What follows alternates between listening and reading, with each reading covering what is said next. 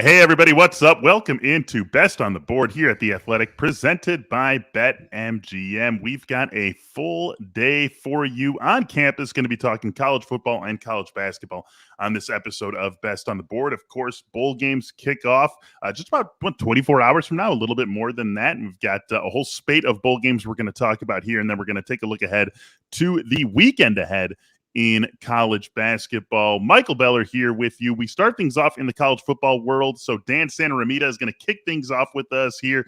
Dan, bowl season is here, the full slate of bowl games, not like last year when we had so few available to us with obviously everything that was happening a year ago at this time. But now we've got all the bowl games back, a whole lot to choose from. And even in these first 5 days or so that we're limiting ourselves to on this episode, there's a handful of good games that we can talk about.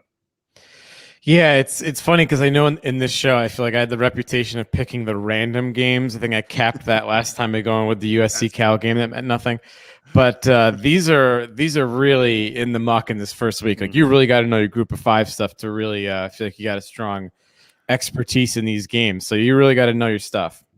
Yeah, we're going to be with you a couple more weeks for the college football season. So we've got things divided up chronologically. This episode of Best on the Board, we're just looking at games taking place between tomorrow, December 17th, out until December 22nd. We'll have the games in between the 23rd and Christmas Day, and then we're going to have a big blowout episode on Monday, December 27th, when we look ahead to really those big bowl games that we're all already excited about. But there's a lot of football to watch and a lot of gambling to be done between now and then. Dan, you've got a couple of picks for us, but I wanted to start out with, as you said, you really got to know your group of five stuff here. So I wanted to pull just some of the name brandiest games for this for these next 5 days out first, and we can talk about them. Not necessarily going to have picks on them, but just wanted to get them on the show here. So let's start with Oregon State and Utah State. These two teams getting together. Oregon State 7.5-point favorites in this game.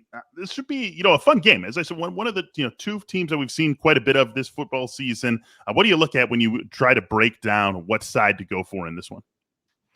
Well, it's interesting. I think Oregon State is the only Power 5 team playing in this first weekend. But right, what's interesting about this matchup, the Pac-12 did not do super well in non-conference this year. I mean, it was not a great year for the Pac-12 in general, but BYU 5-0 against conference. I know Fresno State picked up a win against Pac-12. Utah State also picked up a win against the Pac-12 team in Washington State. Now, I know we've talked about the transitive property not being so great, especially if you're referring to a week one game, but Utah State won at Washington State, and Washington State did end up becoming eligible and beating Oregon State. So maybe 7.5 points feels a little heavy here. I know that's not the strongest logic. That's why I'm not going to play it. But I think if you force me to take a pick, Utah State getting more than a touchdown, the way the Pac-12 did in non-conference might be the way to go there. Yeah, it's not a play for me either. It's actually a relatively easy stay away. But I do like I'm with you on this. This just feels like a handful too many points for Oregon State to be laying in this game. I am in a pool where we pick every game. We pick every bowl game. Just against the spread and the straight-up winner. And this one was relatively easy for me to click in as Utah State, just because I have to pick it in that pool, right? I'm picking them all. But it's a little too murky for me to really want to get involved with from a gambling standpoint. And that's part of the deal here. You don't have to pick everything. Sometimes the best bets are the ones that you don't make. I do think this is going to be one of the more fun games that we see over the next 5 days or so. So that's what we're looking at with this one. I, too, am with you. I would take the points if forced to play it, but probably going to be staying away. This next game, though, maybe a little bit different. Louisiana and Marshall. Louisiana, really just a team that we had some high hopes for all season. You go back to that season opener against Texas, and it didn't quite come through for them in that spot, but they've still been a competitive team all season long. They're laying 5.5 against Marshall in this first set of bowl games. What do you look at with this one, Dan? Well, this is a big wild card because of the coaching situation at Louisiana. I mean, it wasn't just that Billy Napier left. It was like he took some of his staff too. So that's the thing that makes me really nervous. I know they played in the Sun Belt title game, but they still had the staff, even though they knew they were leaving, and won that game, which was impressive to pull that off. I know you never know how teams respond to that stuff. But yeah, I think there's too many uncertainties about Louisiana. For me, I don't like having information deficit this big, or I don't know enough about what's going on with their staff. But yeah, if this isn't for the Napier situation, 5.5 feels way too small. Like Louisiana on paper for me, probably a touchdown better. Yeah. But I don't like not knowing what's going on with the staff. Sure. They get to play this game in New Orleans too, right? It's the New Orleans Bowl. They're playing this one in New Orleans. I mean, staff be damned. I like Louisiana in this spot. This opened, I want to say it opened at 4.5. I know it was at 4.5 certainly as of 48 hours ago, and now it's already up to 5.5. And so I like that it's moving in that direction. It makes me feel even better about Louisiana. I would have loved to have gotten it at 4.5 and then see it go to 5.5. I'd be very happy with that. But I like that it's going in that direction.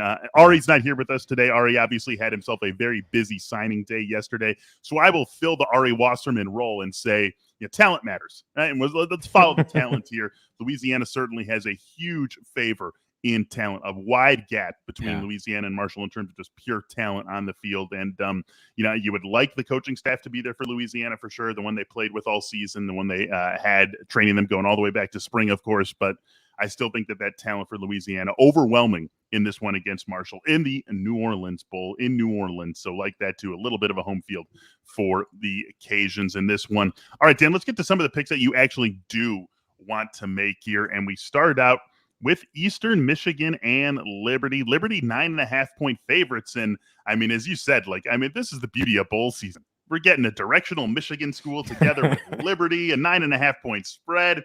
You like the underdog here. Let's hear why. I just think it's too many points. I think Libertyville should Libertyville. We're going Chicago suburbs.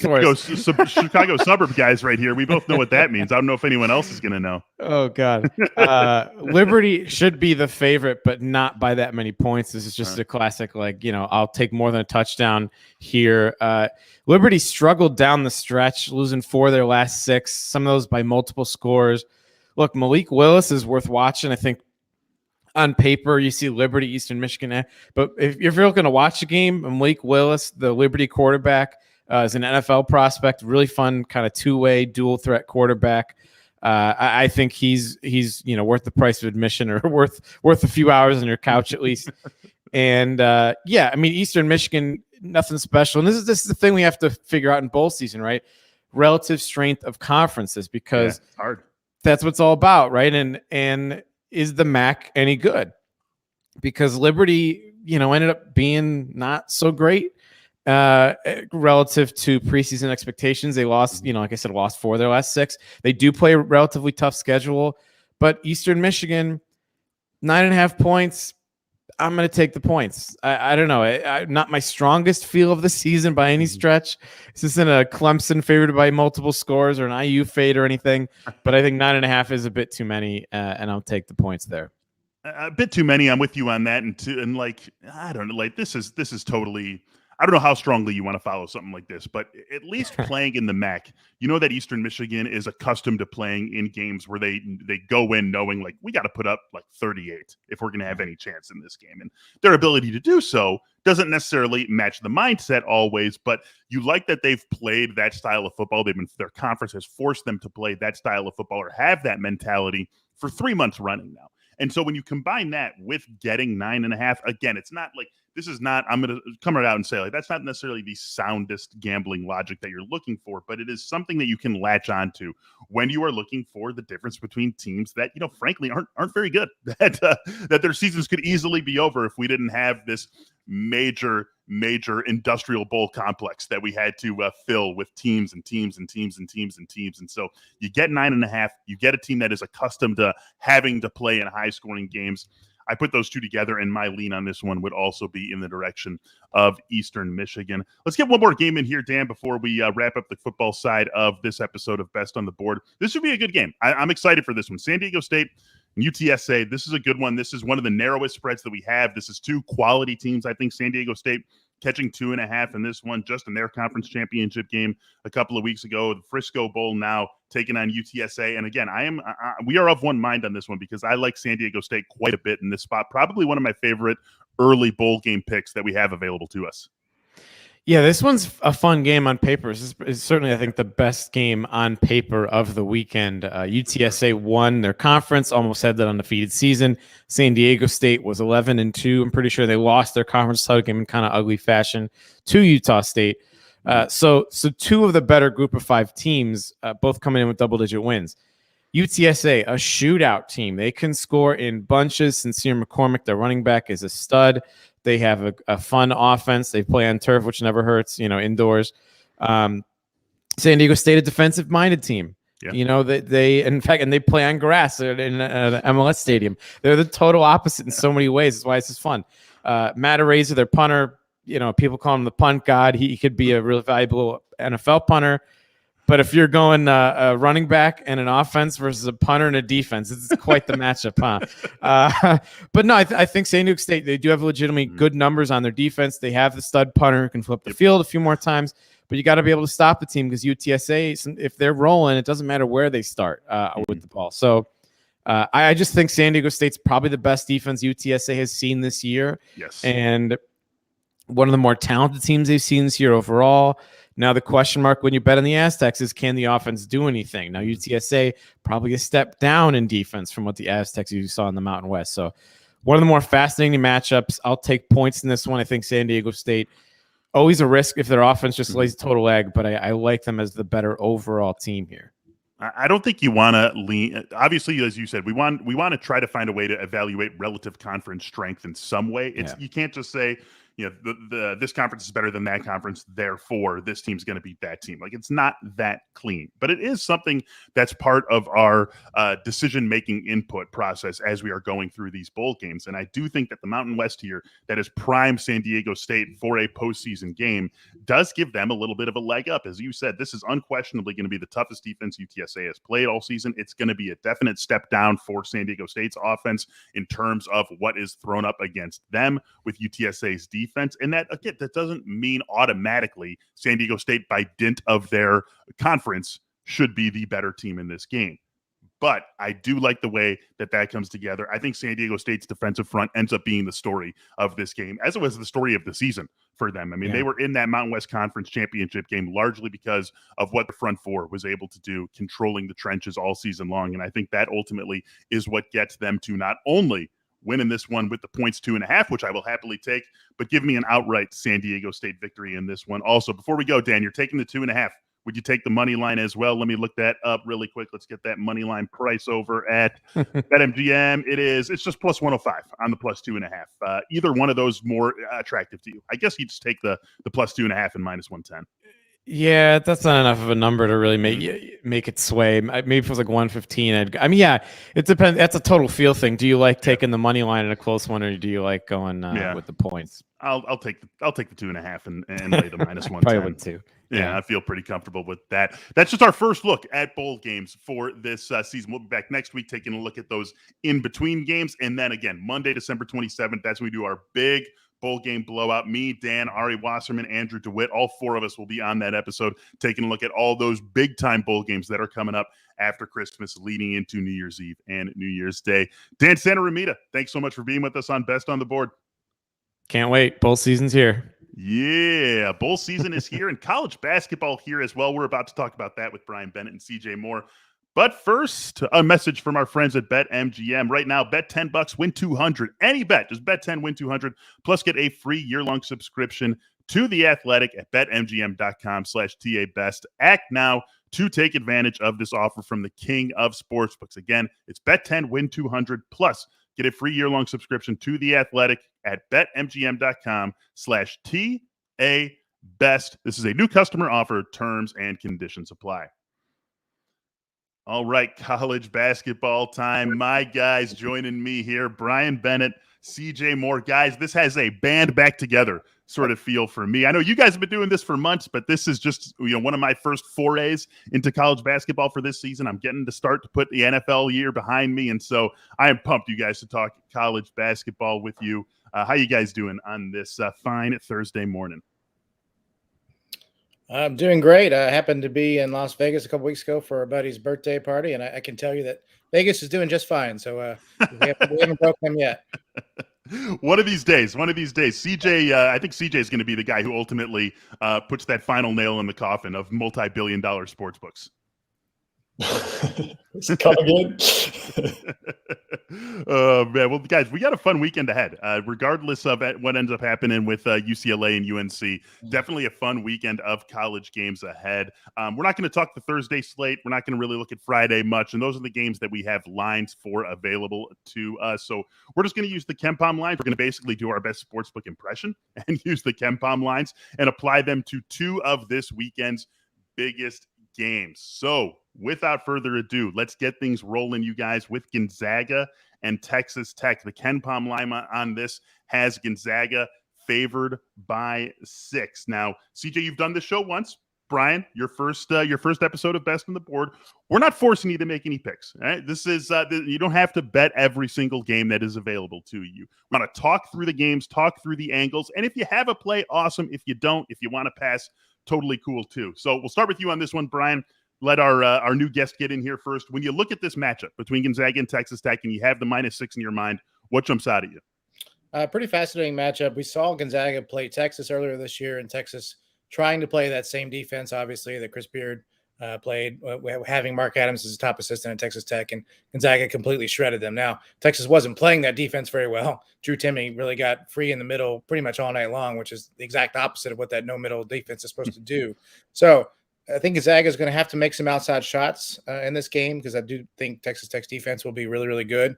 And Gonzaga has struggled a bit from outside the arc this year without Corey Kispert. That's been a little bit of a vulnerability for them. However, I don't know if Texas Tech can score enough points to keep up with Gonzaga in this game. We saw them struggle, obviously, in the Tennessee game. Not a super explosive offense.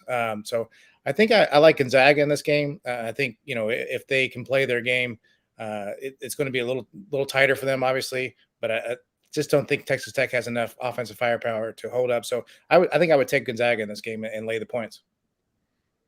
Yes, CJ, when you look at this one, is there any way that you could assuage Brian's concerns and think that Texas Tech can keep up offensively? Or on the flip side, maybe play that style of defense that slows Gonzaga down at all? I think Texas Tech has pretty good talent and eventually is going to figure out its offense a little bit. But, TJ Shannon could be a tough matchup for Gonzaga. But I'm with Brian that I think Tech has had trouble scoring this year. My one hesitation here is I was just talking to a coach recently who had watched some Gonzaga, and he was talking about how soft they were. Like, he was surprised how soft they were. And one team you don't want to be soft against is probably Texas Tech. Mm-hmm. So I would, if I were betting something, probably the under would be my favorite play in this game. Okay. But whatever that, we don't know what that number is going to be. But KenPom's got it set at 146, which feels maybe a little ambitious. I wouldn't be surprised to see it down in the lower 140s. But either way, I could see the under being a smart play in this one. Yeah, I'd be interested in that. I think I'm also with Brian just because of my worry of Texas Tech scoring. Gonzaga, whether they're soft or not, they're going to get some points on the board. So I say Gonzaga covers, probably wins this one by like 8-9 points. Yeah, I mean, certainly Texas Tech has played two teams that are set apart from the rest of their conference. The game against Tennessee that you mentioned, Brian, that for any of us who watched it, and I was one of them, I mean, set back the sport a couple of years with that 57-52 overtime game. And then Providence, the game they played immediately before that. Providence, 0.99 points per possession for Texas Tech. And then the Tennessee game that they won in overtime, 57-52, 0.73 points per possession. So certainly there's going to have to be some offensive things figured out for Texas Tech going forward, and maybe not exactly the most fertile ground to do it against Gonzaga. You guys, this is going to be, Gonzaga's last real sort of game until, they get into West Coast Conference play and they go up against San Francisco early on in West Coast Conference play. So, I mean, Brian, you take this one first. What do you want to see from Gonzaga going into coming out of this game to feel whatever you might end up feeling about this team? Yeah, a couple of things. Again, we mentioned the shooting is really uncharacteristically for Gonzaga not been that great, outside of, the 2-point field goals. They just haven't been great from three. So I'd like to see them be a little bit better, making some outside shots. And then the toughness angle, obviously Duke was physical with them and was able to beat them. And Texas Tech, as CJ mentioned, you're going to be in for a street battle with them. So I want to see what kind of toughness they have, and especially Chet Holmgren, how does he hold up in a physical game like this? Yeah. Yeah, it's going to be a fun West Coast Conference season for sure. Gonzaga obviously will be entering as the comfortable favorite, but maybe a few more graspers for their crown this year than they're used to seeing over the last few seasons. Let's get one more game in here, guys, before we call this a show. Kentucky and Ohio State getting together in Las Vegas on a neutral floor. This should also be one of the more fun games of the weekend. We've got Ohio State with the Ken Pom line favored by 1. We've seen some good from both of these teams. We've seen some bad from both of these teams. Ohio State obviously peaking with that home victory they had over Duke, and what a comeback victory. They're coming off a great dominant win over Wisconsin at home as well, and now they get this game in Kentucky. CJ, you start this one off. What do you look at first when you look at these two teams getting together? Well, I don't think that, Kentucky's biggest strength has probably been Oscar Tshiebwe, and this is Ohio State has a front line that can actually match up with Oscar Tshiebwe and not just get crushed on the glass. So, the thing that sticks out to me in this one is I had going into that Duke-Ohio State game, I was thinking, man, Duke's talent is better, but if it's a close game, I feel like Chris Holtmann can probably coach circles around this version of Coach K. And I kind of feel the same way going into this one. Like, I'm going to take Chris Holtmann over Calipari basically any day of the week. And I know Brian, Kentucky grad over there, probably agrees with me right now. So I think I'm leaning with the line so close. I think I'm leaning towards Ohio State and Liddell being the best player in this game. I think Kentucky might have a trouble matching up with him, and I bet that Ohio State puts Kentucky in some difficult positions, and as far as how they guard them, who they decide to guard, those types of things. I'm just going to make a guess at this again. This is about 55 hours or so away from tip-off for this game on Saturday. So we don't have a real line yet. Again, that -1 you see on your screen, if you're watching this on YouTube, that's a Ken Pom line. I would bet this is going to be a little higher when it actually gets posted. I would think we're more looking at something like OSU -2.5, something along those lines. And it's got a lot to do with the fact that Kentucky's best win right now is over Ohio. They lost to Duke also way back in the Champions Classic. Their last game, a loss at Notre Dame. And so the one win they can, hang their hat on for lack of any other wins out there is Ohio. And so I think that's really where maybe Kentucky gets into trouble. Brian, with this look at Kentucky, what do they have to do in this game to start feeling like the Kentucky that maybe they appeared to be coming into the season? Well, the first thing is John Calipari has to figure out his lineups. He's been putting 2 non-shooters out there. It's Severe Wheeler and Oscar Tshiebwe, and along with Keon Brooks, who doesn't really shoot threes. So you basically got 3 guys who can't space the floor for you. And you've got a guy in Severe Wheeler who's, a good player. He was leading the country in assists going into the last game. But he's 5'9", can't finish, can't shoot. Notre Dame completely sagged off of him, and they just had no really plan on offense. So they're going to have to figure something out. They've had a week off. They'll have had a week off by the time this game rolls around. A lot of criticism and going on around the Kentucky program right now. Someone very close to it, myself here living in Kentucky, I can tell you that the heat's on here a little bit, and a loss here would really push up the heat going into the Louisville game next week. And if they happen to lose both those games, it's going to get real ugly in the Commonwealth. So we could see, I think maybe some lineup changes going into this game. So that makes me a little cautious going in, but I agree with CJ. I think Ohio State matches up really well inside. They're not a great rebounding team though. Only 167th, I think, defensive rebounding percentage. So Tshiebwe could have some success in there, getting some putbacks if he can stay out of foul trouble. But again, I don't like the vibes around the Kentucky team right now. Yeah. They're not making shots. They seem to be lacking confidence and play just a horrible schedule. Not ready for this game. So Chris Holtmann, the Lexington, almost Lexington native, Nicholasville, Kentucky, I think might beat Kentucky again. The second straight win for him against the Wildcats. And this is, I haven't had an opportunity to evaluate the full college basketball slate ahead of us this weekend. NFL still dominating my life, at least through the regular season.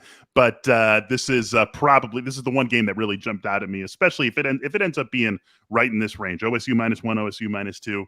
Going to have something riding on the Buckeyes too with some of those good wins that they've put together this season. That's going to do it, you guys, for this episode of Best on the Board. For Brian, for CJ, for Dan, way back when, talking college football bowl games coming up this weekend. I am Michael Beller. Thanks so much for joining us. As always, we say good luck and happy betting. We'll talk to you soon.